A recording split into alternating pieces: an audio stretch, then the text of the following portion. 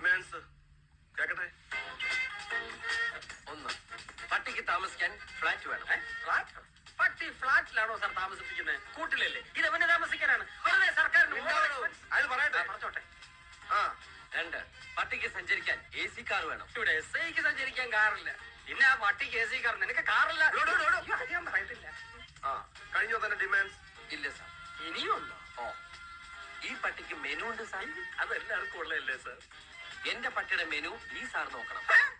നിന്റെ പട്ടിയുടെ മെനു ഞാൻ നോക്കണമെന്നു? നിന്റെ തന്റെ വിളിച്ചോണ്ട് കാണിക്കണം. പറഞ്ഞു കേട്ടു, ഇവന്റെ പട്ടിയുടെ മെനു ഞാൻ നോക്കണമെന്ന്. ഞാൻ ഇതുവരെ എന്റെ മെനു പോലും. തന്റെ മെനു കാണട്ടെ. സാറത്തേക്ക് ചീപ്പാണോ? ഇതാ സാർ, കൊട്ട, ഹോർലിക്സ്, ചിക്കൻ, മിൽക്ക്. ഇതാണല്ലേ മെനു?